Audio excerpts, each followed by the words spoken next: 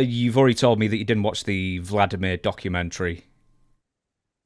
No, but I knew about this guy years ago. I'd read about him. I've seen different clips on him, but I thought he was Russian, and you told me he was Haitian. And I went, wait a minute. Well, to me, he looks like Dave Meltzer with glasses. That's what he looks like. If you take a picture of him, take a picture of Dave, and put some glasses on him, they look like not brothers, but cousins. They look like they're related in some way. Now, you looked at it, you said, I don't see it. I do. I saw it years ago. I said, is that Dave Meltzer in Madison Square Garden? But let's say this, he has a unique look to him. Yes or no? Oh, yeah, definitely. Okay. You can spot him in the front row a mile off. So he came from Haiti as a child mm-hmm. to New York City, mm-hmm. I'm assuming, or that area, and he grew up on pro wrestling. Mm-hmm. Yes or no? Yes. And he's a huge fan and never missed the Madison Square Garden show when it ran. Or he may have missed a few, but is that his claim to fame? Yeah, basically, he is basically a super fan, always spotted in the front row. The one thing that the documentary doesn't address or doesn't really hint at is how he always got front row tickets. But if you listen carefully, him and his little friend was, he was paying a lot of money as well, but is also in the documentary talking his little friend, his name is Vladimir? No, he is the super fan, but I think he's got a little friend called Charlie? Maybe? I can't remember the guy's name. Anyway, they said that they were queuing up when you still had to queue up. He may have had a Russian little friend, Petrov, maybe that helped him get tickets. Maybe he had about six friends could be some that all were inside each other. Yeah, could have had that. So, okay, he had a little friend that got him front row tickets. No, not even that. They both queued up at like 6 a.m. to get tickets when you had to queue up. So I think they were just dedicated enough that they were always at the front of the line, like 3 hours before the box office opened. I had a friend who was a ticket scalper for years and years and years at Madison Square Garden. His name is Kerry. And Kerry owned Ring of Honor at one time. Oh, yeah. What was his last name? Silkin. Kerry, forgive me. I can't remember names anyway. But he told me that they would get those tickets and they would know who to hold them for. And maybe he got his tickets through a scalper. Say a ticket for years ago, say a ringside ticket would be, let's just mark it off, $50. Well, they would save it for this guy, no matter, because they liked him. They would give it to him for $75. They wouldn't lose any money on it, where they could have got $150. But he said, we only do one or two like that. But he said that's how he made his living for years, is scalping kick, not only to wrestling, but to every event they had at Madison Square Garden, they'd scalp the tickets. And I was reading the other day about the Taylor Swift concert. Some of those tickets you get for like $300, $400. They were going on the scalpers market for $25,000 to $3,000. Yeah. Damn. Yeah. I'm thinking, what the hell? I'm in the wrong business. Do you know who is really like outwardly against it and has been trying to do like ID with the tickets? Was Ed Sheeran. He's someone who's like really trying to be out on the front here to try and stop the scalping market by basically whoever buys the ticket has to present ID when they buy it and then present ID when they go through the door. And I think that'd be one way of doing it. Well, it is, but also that's a violation of, I guess, the Constitution, to tell you the truth. If you buy it on the open market. And is the guys, okay, this is what if I'm a lawyer, I'd say the person who buys the ticket, they don't take their names. So how they have to change the whole system. When you read about a concert coming in and it's sold out in 30 minutes. Well, it sold out because of the internet. That's why it sold out. They're all gone. Mm. Used to be it didn't sell out like that. It was like individual efforts and individual phone calls. And I don't know, but I don't think Ed Sheeran, I appreciate his concern.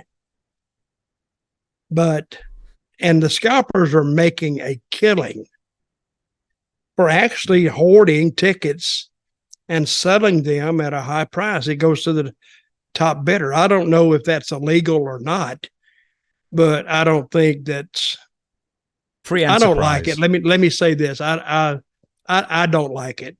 So if I don't like it, damn it, change it. Should it be illegal? Free enterprise? No, it should not be illegal. But they might need to, like Ed Sheeran says, they may need to revisit and restructure the system to cut down on that. But these people, these scalpers, when they make the profit, they just keep it moving. I mean, money's sitting there. You're looking at it. It's not making you any money. So they're just buying more tickets and more tickets and more tickets. So it's like capitalism. If you see a need, fill it. They saw a need. They got in there, and they get a lot of heat, but they don't give a crap. There isn't a need. There isn't a need. That's the thing for that. Well, the need is people wanting the tickets. That's the need. But the tickets would be there if all the scalpers hadn't bought them. Well, the need. Okay, I'm going to say I concur with that, my colleague. Mm-hmm. But the need is there. If they hadn't, if the scalpers hadn't bought them, but don't they have a limit on how many tickets can be bought at one time? Generally, it's 6 in my experience. Mm-hmm. Sometimes it can be 4. Sometimes it can be 10. It depends on the event, but 6 is a generalization. I think that's fair. Okay, put yourself in the boots of a scalper. I can only buy 6 tickets personally, but guess what? I got like 10 friends, and I pay them so much to buy these tickets, and I'm still making a profit. They can buy 6. The next guy can buy 6. The next guy can buy 6. That's 60 tickets. What if I had 20? That's 120. And multiply that from the markup that I'm going to get on each ticket. I'm still making money. So I don't know how they're going to get by that. With I would make it each person could only buy half a ticket. What, and share a seat? You know, if you'd be serious long enough, we could get something done. But have you seen how small those seats are? I can barely fit in them. In Madison Square Garden? Well, just anywhere. They're like, what, 18 inches? The old saying? Oh, yeah. They're too much. See, Madison Square Garden, I've been in there several times, and I'll send you a picture of me standing in there, but it's not as big as you would think it'd just be a massive building. It is big, but it's not as big as some buildings I've been in. I guess the seats are bigger, but in Madison Square Garden, they're smaller. But the sound in there is tremendous because it's a lot of sound in a small space. The Manchester Arena, which you'll have been to. Yeah, it's very, very steep. But I hadn't realised this. They're building near Manchester City's ground at the Etihad Stadium. They're building a new 40,000 seats or near enough indoor arena. So I'm wondering if WWE will start running there instead. That'll be very interesting because they will run there. Yeah, the Manchester Arena has been the incumbent for decades. And guess who else is going to run there? Ed Sheeran. He does very well, doesn't he? He probably wouldn't run there. It'd probably be too small for him. Stadium. AEW will run there. Yeah. Will they? They will run that probably 6 months apart from Wembley. You think? Well, that's what I'd say. Well, that'd be January 2025. I mean, it don't cost me nothing to talk. I'm just throwing it out there to see if anybody will pick up on it. And if you pick up on it, good. If you don't, but that would be good. He would have then if he set a record there at 40,000 in Manchester and 80,000 or whatever he did in Wembley. Now that gives him some bragging rights, especially to the UK.